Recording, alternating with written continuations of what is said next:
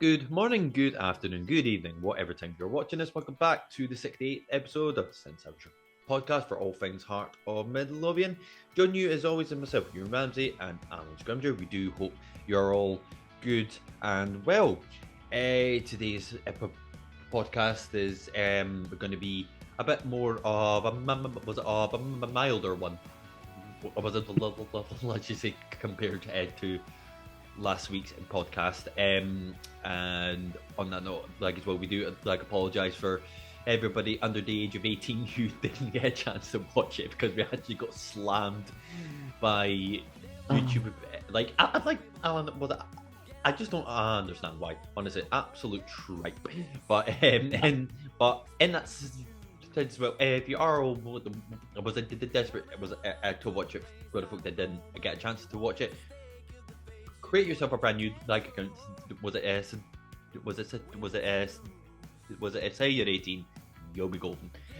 So on that same note as well, we're gonna obviously talk about the event that happened up in Paisley, where we took away a point against St Mirren, and we'll get into some chat about some transfers as always as well, and then we will end the podcast with the return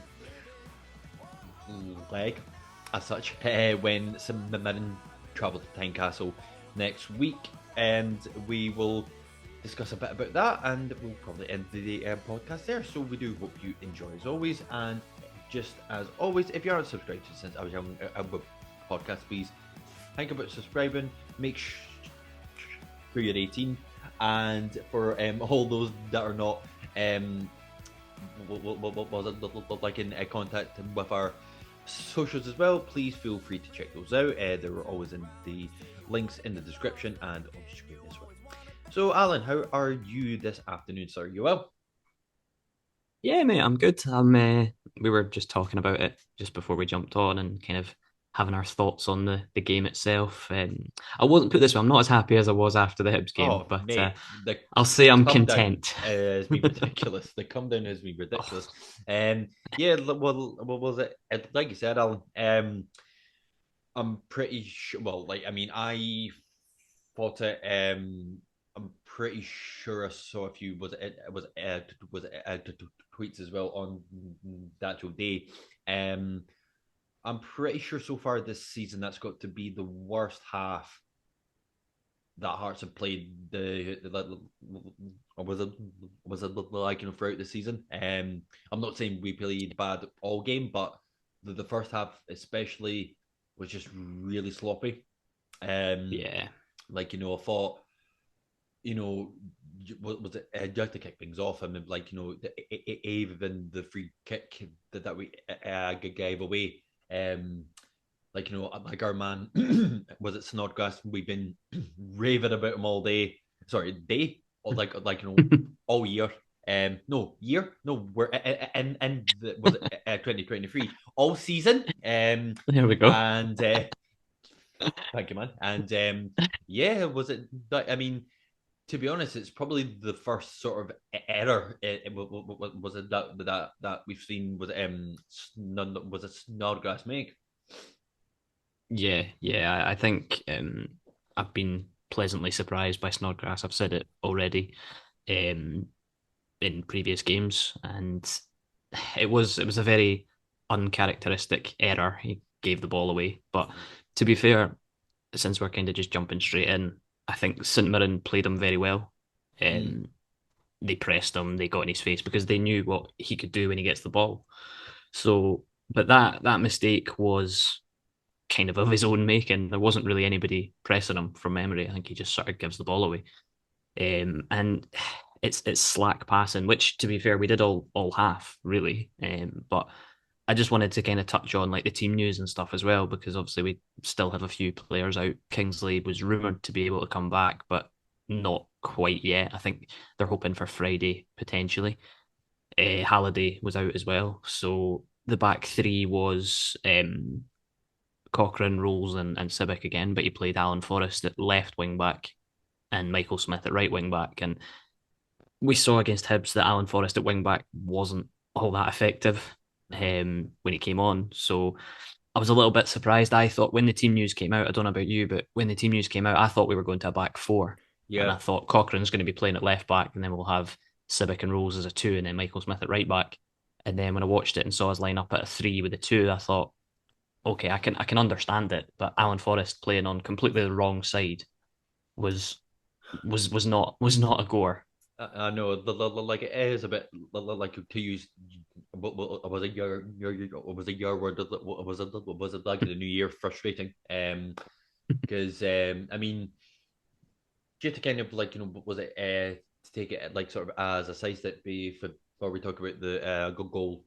Um, I mean, obviously, like we've still got what was it players to come back, but again, like with like the likes of was it of Kingsley, and you've got was it Halliday as well. Like do you feel that that left side in the wing back like your position? Do you feel as if that's a bit more? Was it key to kind of get? Was it like it doesn't even need to be specifically was it like a left back as such, but like while we're in the transfer window, like do you feel as if like a player that's more of like a left-sided defender, would you feel as if that's a key to actually get in, or do you feel more so that it's only just because like in the short term, like sort of was it, like injuries that we've got to just now. I think we could do with one, but I think the main thing for me is it'll depend on because Alex Cochrane, I don't know if you saw it, but there was some reported interest in him from a couple of Italian clubs and Southampton as well. Apparently, we're sniffing around him, but He's not the going. biggest no, no, I don't think so. And I had this conversation with someone as well that it's nice for us to have players that, and it sounds a bit strange to say, but it's nice that we have players that other teams want Yeah, because it yeah, obviously means we're doing something right. But equally, Alex Cochrane's got I think another 2 years on his contract. mm, So if he was to go, which I don't think he will, we yeah, well exactly, we'd be in a position to demand bigger money. And but yeah, I think in terms of an actual left back, I think when Kingsley comes back and if he gets a sustained run in the team, then you put Cochrane back out to left back yeah, and you're kind of set. And Andy Halliday can be a backup to Cochrane, and that's one of the biggest positives of Andy Halliday is he can play in multiple places yeah. and do a good job. So, but I thought we missed him. There were a few players that we missed. I think Kingsley was a massive miss, as was Andy Halliday for the game against St Mirren, which I never thought I'd hear myself say that, but it's true. We did look a lot weaker down the left hand side, particularly in the first half. For sure. Because as much as I think Barry Mackay is slowly kind of finding some form again, he's not going to be up and down that wing. And Alan Forrest does have that energy to be able to get up and down. He's just not very, consistent with it. No, exactly. Um, but yeah, no, St Mirren. To be fair, like I watched the game and for the first half, and we've not even spoken about the goal, but the free kick itself. Some people said it was a soft foul from Devlin, but to me, he pushed him in the back. Yeah, So yeah, it, yeah. No. That was a free kick. Like you know what I mean. yeah, So yeah, yeah. And as I say, when I watched it, I kind of as soon as because we started the game relatively well, we were passing the ball about, but the problem was we weren't really going anywhere with it. But then St Mirren get their first chance and they score, and the boy was lining up to take the free kick. And I don't know why, and I don't know if you've ever had it, but you sort of get a feeling that, yeah, that this is going in, or at least it's testing the goalkeeper. I didn't see him blasting it over the bar, put it that way. I thought he was going to, because it was close enough in to sort of have a shot at goal. And I thought, right, this could be a chance. And obviously he steps up and he scores it. But my one of the biggest bugbears that I have is when a wall doesn't jump for a free kick. yeah, I get you. I mean, because to be, I mean, well, like I don't know, like if this makes it fair or not, but it did take the deflection from Pibig as well. So Yeah, again, you could you could argue that it did hit the walls, so they were technically doing their job. But I do yeah, absolutely like agree with you. Like I mean, like I don't know if now these days, like you have maybe that one man to kind of run at like at the free kick like sort of taker to actually like to put him off. So, but Yeah, you're right. Like I can't actually remember the last time that like sort of any wall like actually was jumped up. Like now yeah. I mean, you know. I think it's funny because I think the new sort of trend with free kicks is you get a guy lying at the bottom of the wall. Have you seen those Mate, ones? effective as fuck. It's brilliant. It's good, but that seems to have replaced walls jumping because it's probably a case of, well, if the wall jumps, then you can just put it under them. But obviously, if Aye. there's somebody lying across the bottom of the wall, then it can't be done. But I know it sort of deflect off his civic, and I know that kind of made it difficult for Clark to get anywhere near it. But I do think if the wall jumps, Civic maybe gets more of a header on it rather than a shoulder, and he's maybe more able to kind of get it away. But yeah, I mean, the it was annoying because it was literally their first chance of the game, and we allowed them to get it and score it. So lots of frustration in that side of things. But we and you said it kind of yourself. The first half was not not a great performance at all, and then just going off to some of the things that I had written down, there was no tempo to the game. There was every time we were getting the ball, and Robbie said it after, Yeah. you know, every time we were getting the ball, we were passing it sideways and backwards, and then we were getting it down the lines, but then it was going backwards again. And it's something that we've done quite a lot this season. And it's almost like when we come up against a team that we're not quite sure how to break them down, we don't really have that energy to say, right, I'm going to take it, I'm going to go. It's more just trying to pass it through them. And if there's no space to pass it through them, then we're kind of a bit like, okay, what do we do now? Whereas St Mirren, to their credit, they played a very, very good game in that first Absolutely. half. They I was actually very impressed with him. The boy, the midfielder, the Australian midfielder they've got, is it Bacchus, something like that. Uh, He was very good. He was a very good. I think he played nearly every game for Australia at the World Cup. And yeah, he's a quality player. Took a dive though and got booked for it in the first half. And it was a dive, like, people can talk about it, but it was. And the referee booked him for simulation. I think it was in the box and he was trying to win a penalty. Took a tumble and the referee wasn't buying it, gave him a yellow. But yeah, I was more impressed with St Mirren than I was disappointed with us, to be fair. I And that kind of summed it up for me. It was we couldn't get through them. They were just so organized, and they played the game. Certainly in the first half, they played it perfectly. They went long and direct when they had to, and they were passing it through us when they were able to. And we just, I don't know, maybe it was an Edinburgh Derby hangover or something, but we weren't that great. maybe I mean like what was it?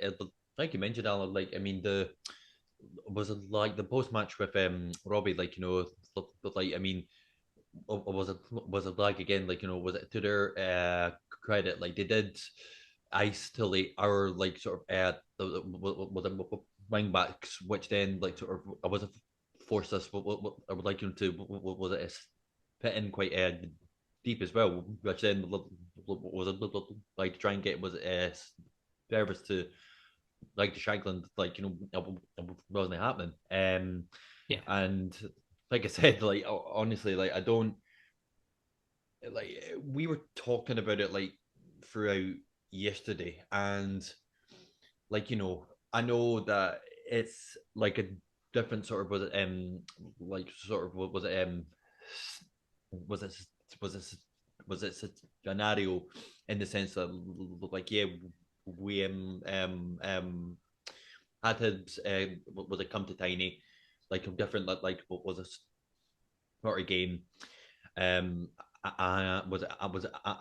we hammered them. But the point that you and me were talking about is like yeah, in retrospect and the way that St was it Madden have been playing recently at home, especially, which are quite good. When we say that if we would take a point now, I know that a lot of folk would tend to take it because it seems to be like again these sort of was it boggy teams that we don't really get a lot when we travel like sort of through there. But my argument when I was talking about it with you is that there shouldn't be any particularly reason why we shouldn't go through to anywhere at all, like sort of bar, like was it at Glasgow, and was it and to put back up, but like oh, was it for was it for was it for free, like sort of, the points as well, because again on paper we've got a like was it like again no like sort of was it the respected like sort of was it like the other was it 8 teams, was it the was it like in the league, but we've got a far more superior squad, and Yeah. there's no reason why we can't take what we do at home to like to like sort of like to take it like sort of anywhere else, and it's almost again we say it almost like sort of every the week there, where there's never been a full game that we just throw out like the team like sort of Yeah. more like sort of this sort of the time round that we played shit, or was it like in the first half, and we've Hmm. and even in the second half, like yeah, was it like I know that we probably said that we was it the dominated this second half, but even to that extent, I wouldn't say that we dominated. Yeah, we did get a bit more of like sort of a foothold, but I don't think there were ever spells in the game where like right we look like you're in can control of this.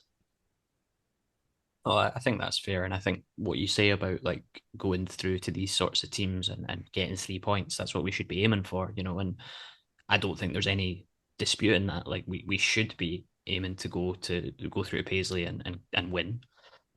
But I think as well, it's obviously quite a unique situation playing them, back to back, both league games as Yeah, well, because obviously we haven't played them this season yet because it was the game that was moved, yeah, and obviously with the World Cup break, it mixed up all the fixtures and stuff like that. yeah. So I think the fact that we haven't like that was the first time we've played them this season. I think it was a case of because like St Mirren last year and St Mirren this year are two completely different sides, to Yeah, be no, honest. true. And Stephen Robinson he's got them how he wants them to play, particularly at home. And it has, like I said, when we were doing our preview in the last episode, I kind of didn't, and again, I probably just need to do a bit more homework on these things, but I didn't appreciate how good St Mirren actually were in terms of their record at home. Mm-hmm. They beat Celtic, they drew with Rangers. I think they beat Hibs, so they might have got a draw, but they're unbeaten at home since the start of the season. They've got the third best home record in the league. So although what you're saying is absolutely right, like we should be able to go away to these places and take 3 points, but we also have to understand like we were the away side, and obviously St Mirren played it how they've played at home all season. They were just very very difficult to beat and took their chances when they got them. Tynecastle's a different story. We have a good home record as well. St Mirren's away record is average at best. So but I do agree with what you're saying. We should be aiming to go to these places and getting 3 points. But I think for me, the biggest positive out of yesterday's game was that we went there, didn't play at our best for 45 minutes, probably about an hour. We weren't at our best, with players missing from our usual team, and we still managed to come away with a point, thanks to a goal that you know. Yeah, let's talk what about do you that. say? What do you say about it?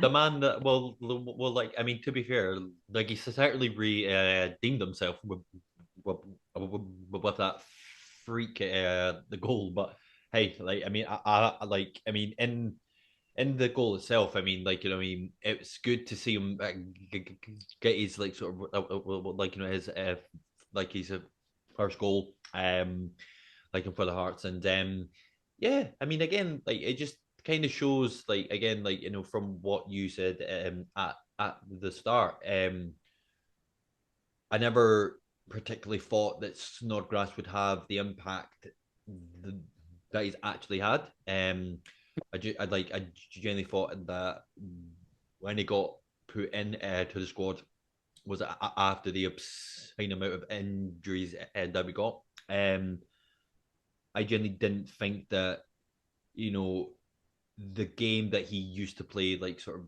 even like a few was it years ago. Like, I didn't take into account how much he's had to change his game to adapt to his own, like, a personal level where he's at now. But to now get a goal as well. It's going to be particularly interesting for like when we get like the likes of, was it Haring and Benny back as well, because for all as much as I love them, both, it's not going to be a case of they will just get put straight back in to the squad. Yeah, absolutely. And I think as well, the biggest or the best thing about Snodgrass is that what you say about Benny, and I mean Haring probably lesser to an extent, but Yeah, still, still Benny like yeah. being, yeah, but it means that they don't have to be rushed back, Mm. because the two of Snodgrass and Devlin is pretty decent. And then we've got obviously Halliday that can do a job in there. There's Keogh as well who can do a job in there. So it's nice. I know I had to put his name in, but it's nice to have options, and it's nice to be able to not have to worry about that Mm. kind of center of the pitch. There was obviously rumours that Snodgrass has agreed a new contract, but it's not official yet, Mm. which I think he deserves. I know we spoke about kind of players coming in and going out Yeah. a few weeks ago, and I Thanks know for we, bringing we that had a up, bit Sam. of a we had a bit of a disagreement or a bit of a difference of opinion on Snodgrass, but I Yeah. think it's I think the new contract is a reward for what he's done recently, and I Mm. think that is merited.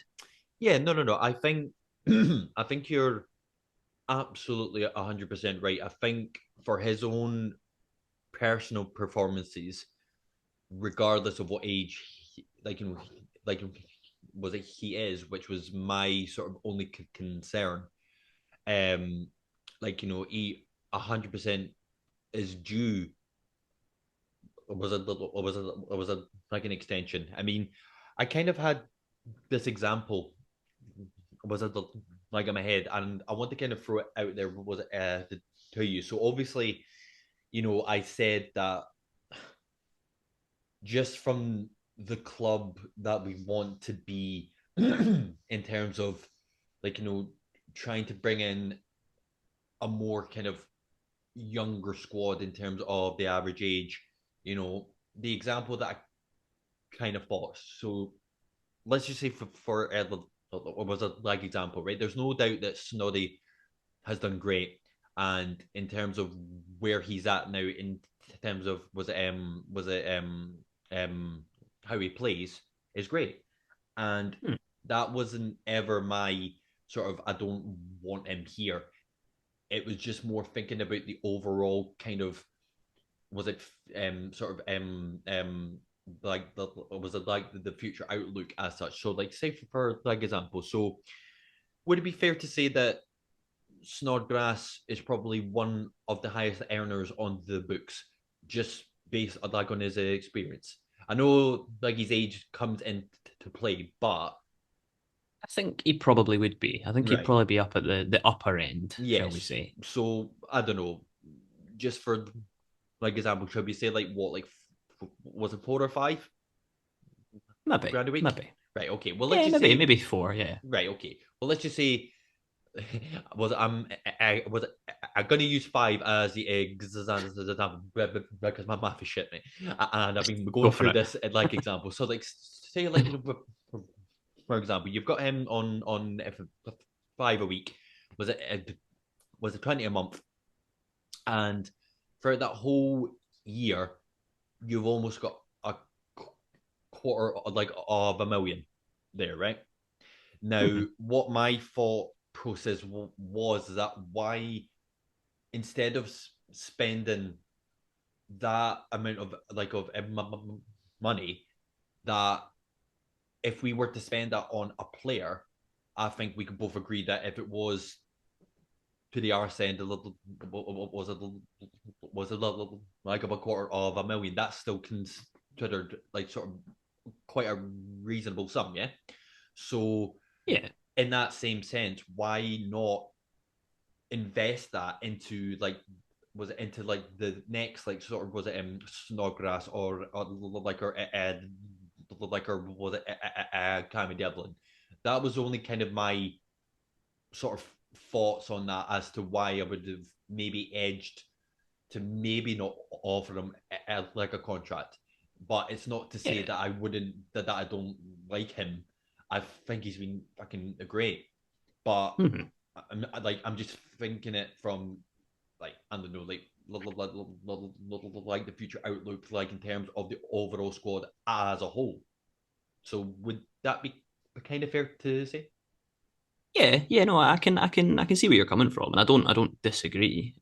But I think as well, like the club in terms of recruitment and all that, I don't think there's any doubt that they're going to be already looking at that Snodgrass position and Oh going, yeah, right, we know he's not here for the long term because he's not. You know, no, you'll give him one more year and then it might well be coaching after that. yeah, But like the club does have a very long term view of recruitment. Like I'm sure I saw something months ago about Joe Savage saying, Cammy Devlin. It was kind of when Cammy was getting all the headlines, and they were sort of saying, we're already looking for players that can do what he does because you don't know when a team could come in and buy him and take him away. So obviously Snodgrass, I don't think will get bought by anybody else. I think he'll probably retire with us, I would imagine. yeah, But they are going to obviously be looking at that and going, right, this guy's come in and he's turned into this, I think Laurie on the commentary described him as like the quarterback role, where yeah. he's spraying the passes from deep. And they will have to look for somebody else that can do that because I don't think overall in the squad right now we have a player that can do what he does that's under the age of say 23, 24, which is kind of ideally what you're looking for. But to base it purely off of how he's done so far this season, a new contract makes sense. And if he's happy to be here, which he seems to be, and it was his first goal since 2008 during his time at Christ, Livingston, I think it was. Jesus. So his first goal in Scottish football since 2008 from I'm sure it was Livingston he was at, but Hmm. I could be wrong. So someone can correct me if I'm wrong. But yeah, I think the impact and the influence that he's made on this team deserves a new contract. Well, in that same sense, thanks, mate. We could talk about this.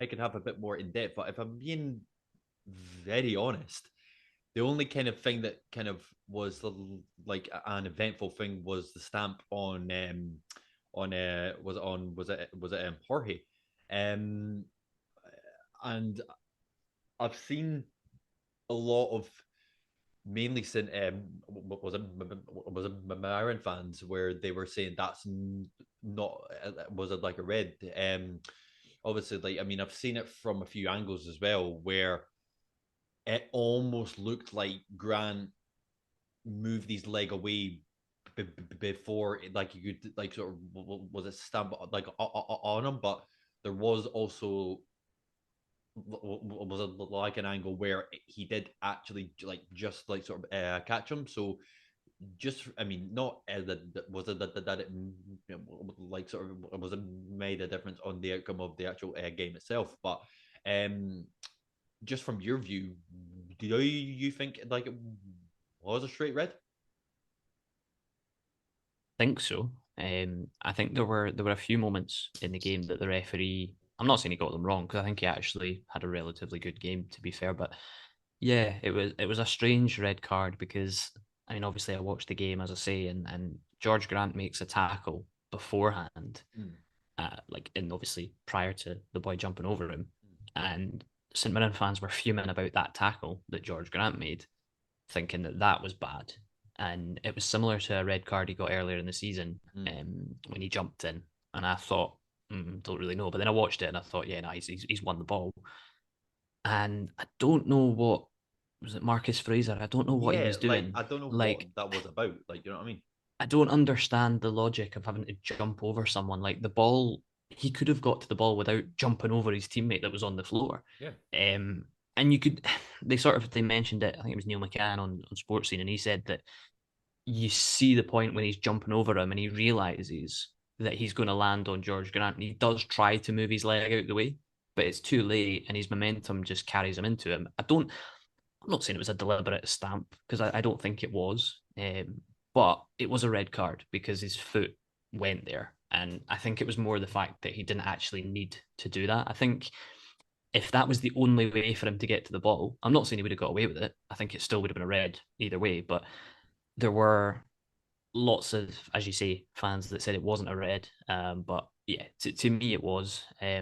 I don't. The one thing I will say is I don't understand why it took them so long to get to that decision because Oh, don't it even. was literally. Don't Well, even. no, but it was literally last kick of the game, or Literally, I near as know. makes no Yeah, difference. And I exactly. thought, why are you taking 5 minutes to, come to the conclusion that this is a red card? Like, by the time you've sent the boy off, it's not going to make a difference. Like, it wasn't going to be a game defining moment unless we went up the other end of the pitch and scored a goal. But it was, yeah, it took needlessly long for them to come to the conclusion that it was a red. But like, just to talk about the second half, I know there wasn't a lot in the way of eventful. Obviously Snodgrass's goal came in the second half, but it wasn't the most eventful of halves. But we changed the shape at halftime, or just after, when we went to a back four. Cochrane played back at left back. He pushed Alan Forrest up to right hand side. He sort of went kind of 4-4-2 almost, Hmm. which was nice to see. And I thought that helped us get a lot better in the second half. We had a bit more control. But I will say as well that St Mirren, the boy that I was talking about earlier, that Bacchus, because of his yellow that he got in the first half, Stevie Robertson took him off at half time. And I think I initially thought it was maybe because he got a knock or something, because he was one of St Mirren's best players on the park in the first half. Hmm. So I was a bit surprised when he went off at half time, but apparently it was to do with the fact that he'd already been booked, Hmm. and Stevie Robinson didn't want to risk him getting a second yellow.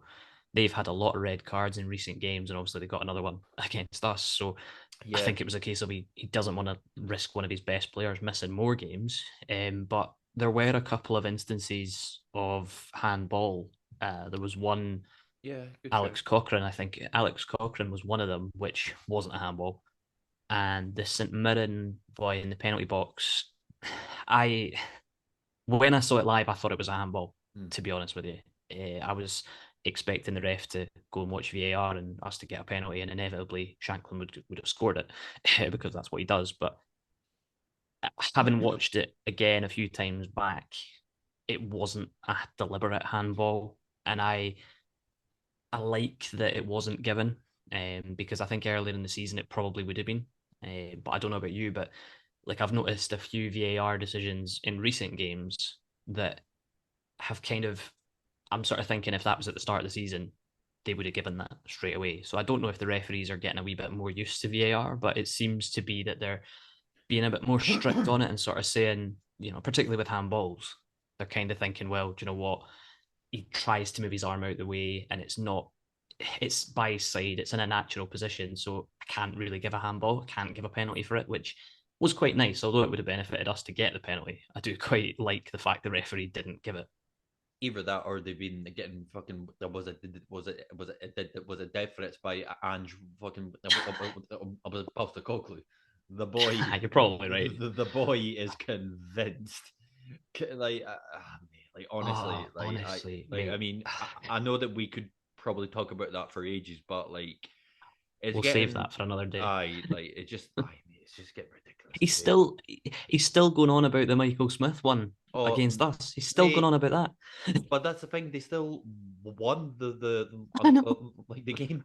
Like they I still know, I won the know. game. But anyhow, I know. He's an interesting character as Big Ange. oh, he is for Fully sure. immersed in the Celtic way now, unfortunately. But Unfortunately, no, going back to the game itself, I think we improved in the second half, obviously, because we couldn't have got much worse.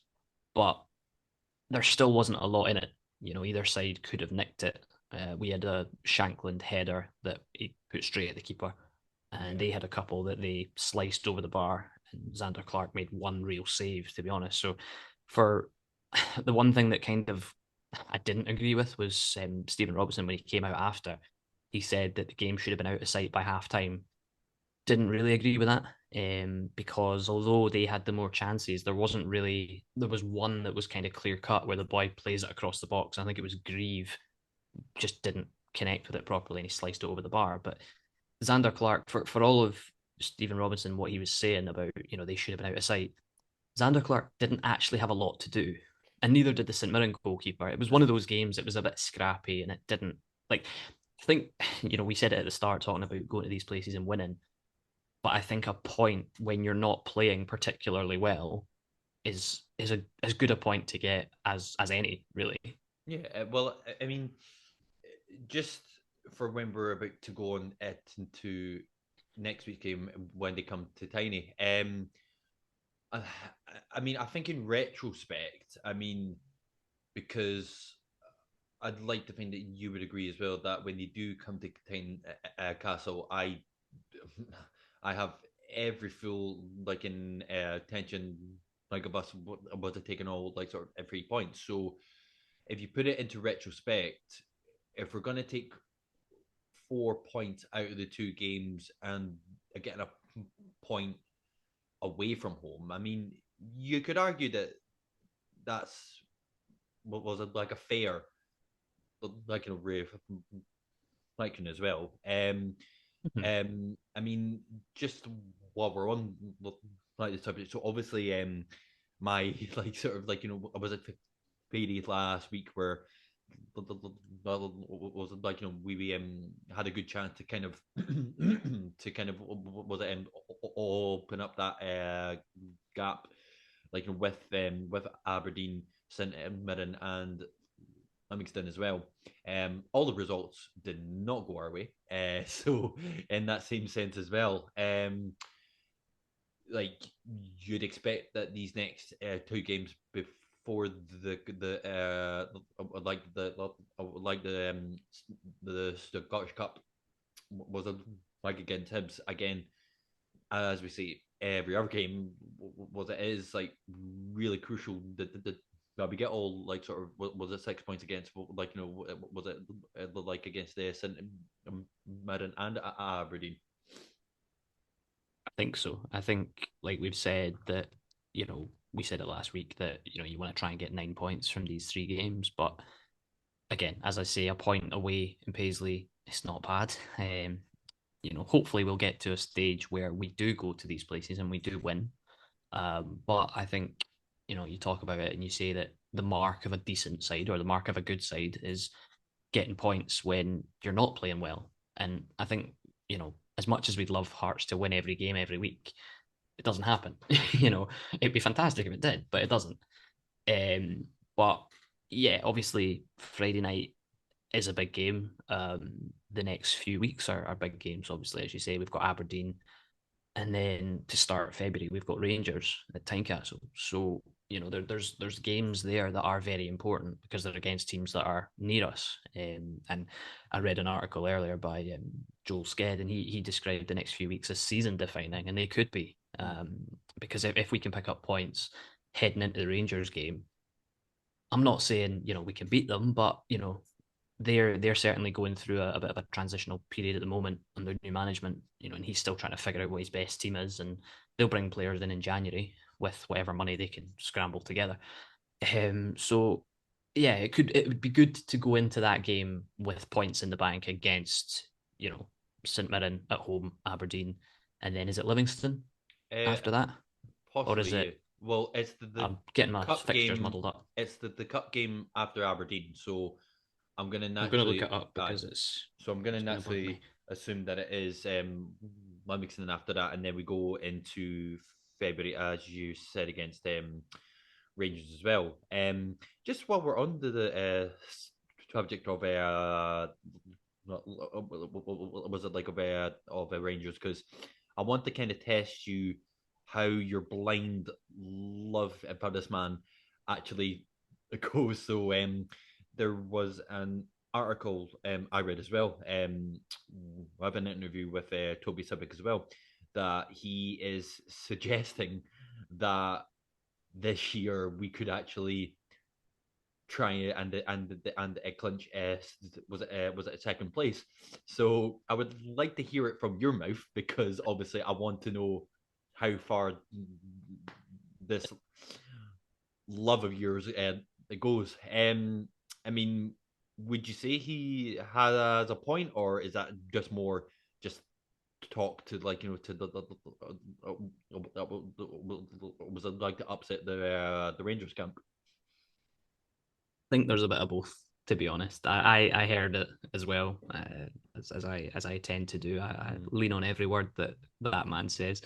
Yeah. um, but yeah, it's the thing is though, it's nice to have that ambition, and it's nice to say this could be the year that we do it. But I think again, as I say, a lot of it will depend on the next few weeks. And I think as well as that, obviously, he's talking about Rangers because we play them soon, as is the way. I don't know if you saw, but there was an article in the Daily Record that linked Rangers with Lawrence Shankland, Yes, which let's talk was about that.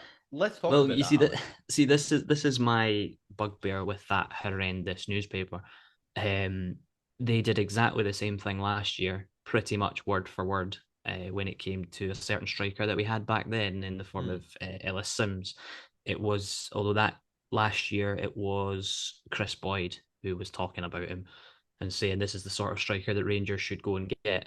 And then you fast forward to now, and you hear Barry Ferguson saying, "Yeah, Lawrence Shankland's the sort of striker Rangers should go and get." And I'm thinking, well, these links have only come up because we play you in a few weeks, and Precisely. it's like I said earlier about having assets that are valuable. Mm. Hearts right now have assets that are valuable. Yeah. You talk about, we spoke about Cochrane, you talk about Shankland, you talk about Devlin, you talk about, you know, there's been lots of players that have been linked with other clubs, and it's, as much as obviously as a fan you don't want to see any of these players go because they're our key players, it's almost nice to hear it because you think, well, it's clearly other teams are noticing what we're doing, and that's nice, and that's how we want to operate.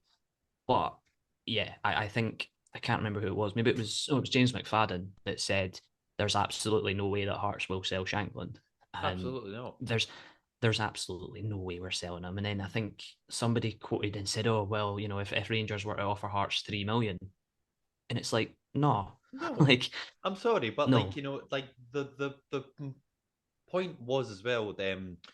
Like I can't quote who actually said it, but with the way that Rangers and Celtic sometimes work is that they buy the best players from the league itself, for absolute sort of what was it, like a low fee, and then maybe like a season like two on sell them for was it like for 5 times sort of more.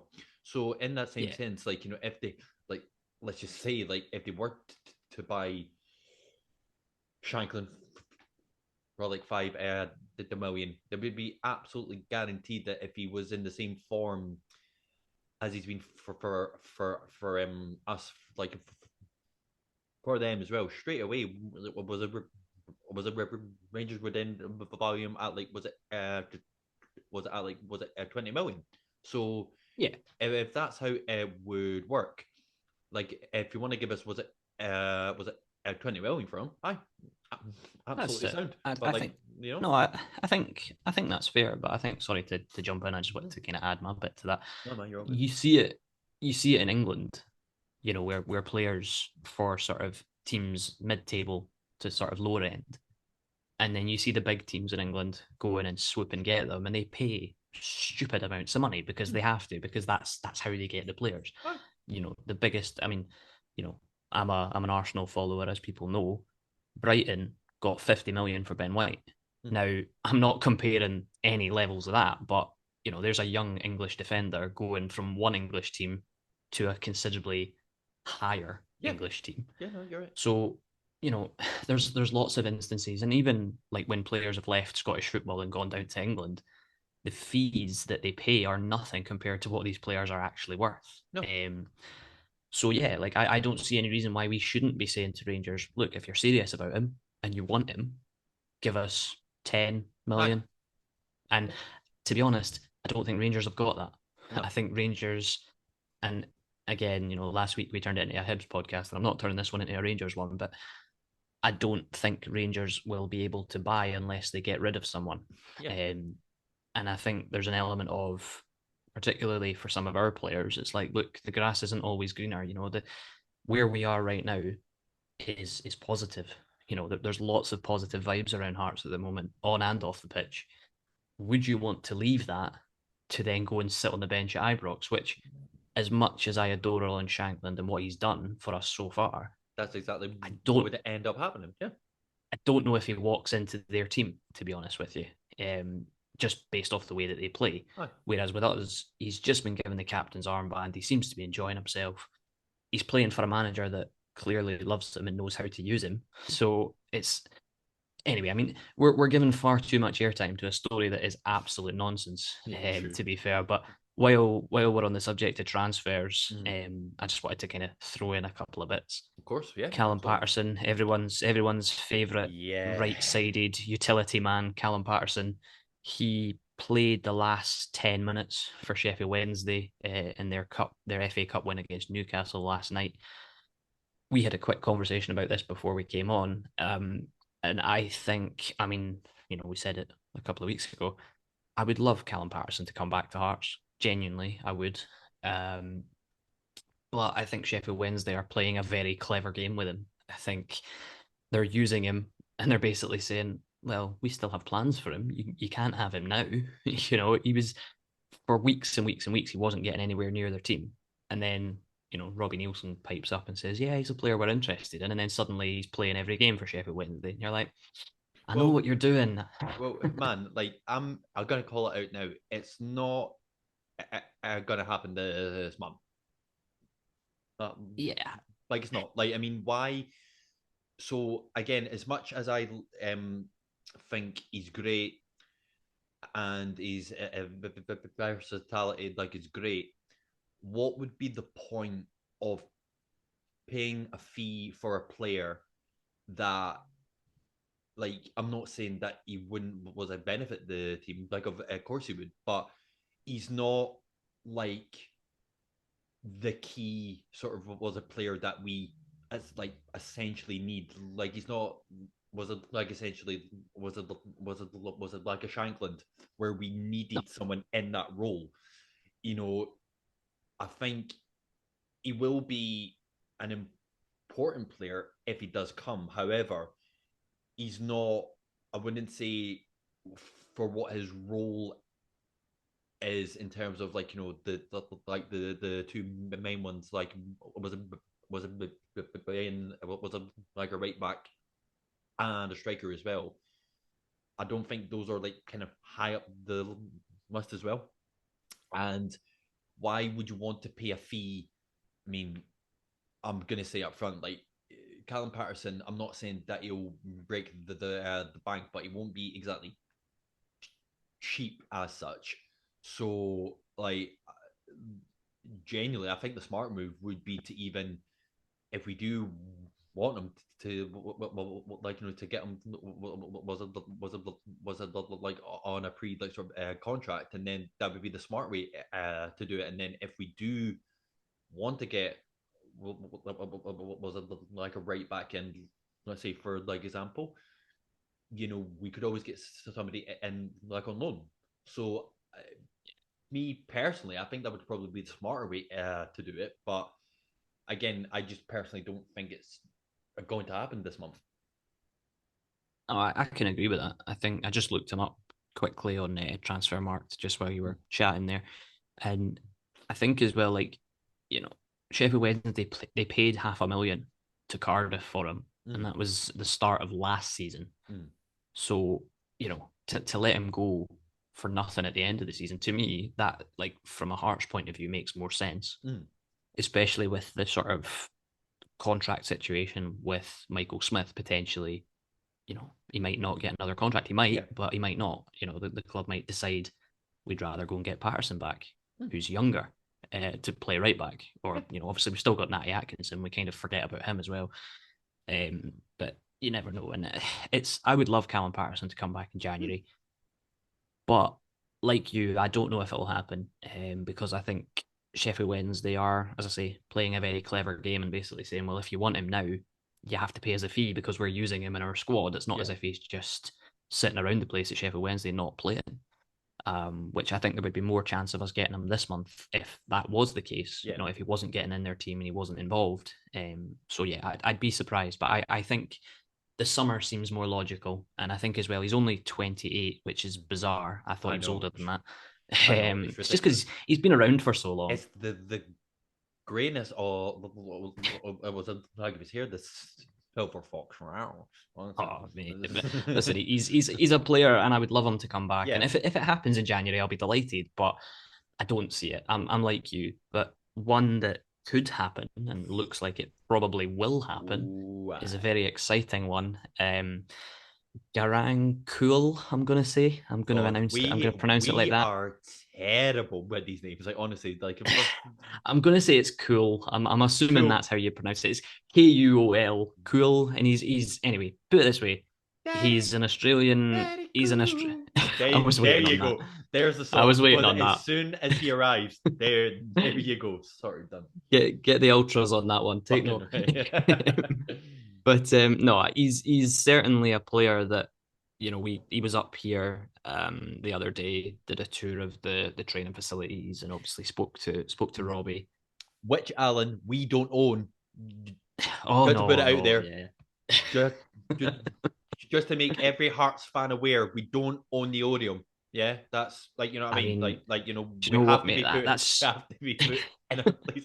I remember I saw a that's picture. news to me, mate. That's news to Mate, me. I saw a picture, right? I was laughing for days. It was when somebody took a screenshot of the like the final score against Hearts and Hibs, and it went, was it Hearts 3, Hibs 4? And the thing is that we own our own train facility. I was away Oh, for do you know days. what? I was You're not a away. big team. You're not a big team if you don't own your own training Oh facilities, no, apparently. absolutely not.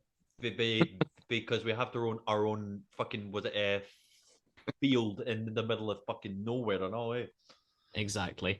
But Jesus. aye, this kid is 18 years old. Mm. Garang Kuol. He was playing for Central Coast Mariners. Newcastle swooped in and got him. Just I think it was not even that long ago he arrived in Newcastle. I think due to like work permits and stuff. Obviously, we know all about that with the Australians that we have. Mm. He Also, was up here. just to throw in tutorial line, he was also interested Yeah, by Barcelona as well. Before was it Newcastle that got him as well? See, yeah. fucking Well, research there. he actually played in I'm going to assume it was a preseason friendly or some sort of exhibition match Mm. against Barcelona, and he came off the bench and he was unbelievable. Mm. Seemingly, Xavi, who's obviously the Barcelona manager, was very impressed with him and basically said, that this kid's got something. Newcastle swooped in and got him. Very, very promising winger, sort of forward. And obviously, if we've put a compelling case forward to say come and join us on loan for the second half of the season, Mm. you can't complain with that. I would. Absolutely not. It would be a great signing. It's funny because those that longer term listeners know that I did when we signed Nathaniel Atkinson. I spoke to a friend of the podcast, Aussie Scout, about him, and he posts a lot on his Twitter about promising young Australian players that are coming through that are playing in Europe, and he rates this guy very highly. So it's still early, and there might well be other options. But I think I saw an article this morning, and again, the source might not be all that reliable, Mm. but they basically said Hearts are potentially at the front of the queue for him, which would be amazing. For nothing other than a headline and to say, yeah, do you know what, this young kid, obviously we've got other Australian players in the team that might well fire him a little message and say, oh, it's a pretty decent club to come to. Well, exactly. I just get up the road. Just get better. But yeah, it's funny. Again, I won't waffle on about him, but there were some Newcastle fans that seemed a bit skeptical about it and said, I want him to play in the Championship in England rather than going up to Scotland. Absolute waffle. Hey, Absolute waffle. like all I have to say, it's fucking Reading. That was the only club I saw that was interested in them, and I'm sorry for all as much as a lot of folk can kind of diss like the Scottish League, mate. It would be a great was a place for him. He's gonna Absolutely. I'm not saying that he would play every single week, but at the same time, like if he was it was it like on a good display, which from what we've heard and from what other folk have said about him, like mate, like you know what I Yeah. mean, and as well, if he's not going to do it for anybody else, do it for Adam. I'm sorry, was Adam. Do it for Daniel. Daniel, I can is been foaming at the mouth ever since this story broke through. So, mate, if you're Yeah. going to do it for anyone, do it for him. Yeah, exactly. I think as well though, like just to sort of round off what we're talking about him, I think Newcastle fans saying that it's not the best move for him, I think you have to look at it. There was one that I spoke to, which I actually fully agreed with, and they made a really good point. They said, there's lots of similarities between the clubs because Newcastle have a very passionate fan base that are very demanding, that want their team to do well, and obviously with their new money that they have, they're almost guaranteed to do well Yeah, because in English football you can just kind of buy the best players and get you up there. Hearts up here, passionate support, little tight stadium, nice city to come and settle into the UK aye, because you've got to remember as well, he's only just arrived. So it might be quite good that we've got other Australians here that can help him settle in. There's lots of positives as to why this would be the best move for him. And I certainly hope that it happens. There's rumours that, as I say, it might not be too far away.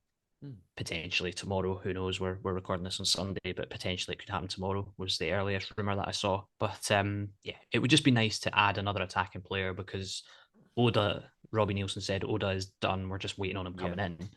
But there might be delays with that because of visas and paperwork and stuff. So if we can get this guy in, he's already in the UK. It would just be a case of just coming up the road. Absolutely, man. And like you said, it was just to wrap it off.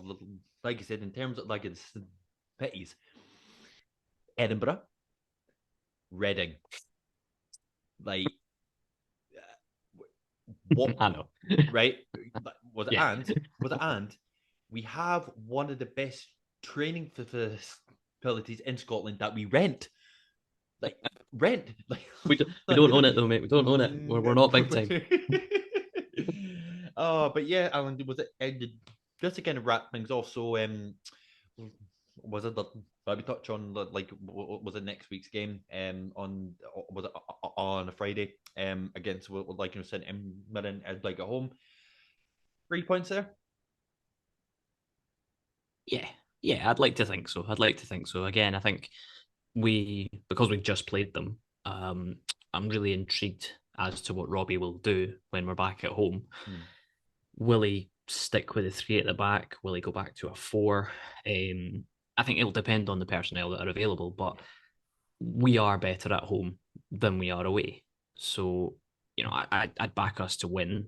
Obviously, with it being a Friday night game, there's always a bit of a buzz about Friday night games, and I think that's why I quite Yeah, like them. I don't know if yeah. it's because like people finish their work, say, those normal people that work Monday to Friday, 9 to 5, not like you or I, but Normal, normal. they go to, well, they This go is to these games. this is a place where normal does not exist, sir. The joys of shift work, mate. But no, those that finish their work at 5 o'clock on a Friday and then go to the pub, have a few pints and see themselves suitably warmed up, shall we Pished, say? let's say. I'm trying not to get age restricted again.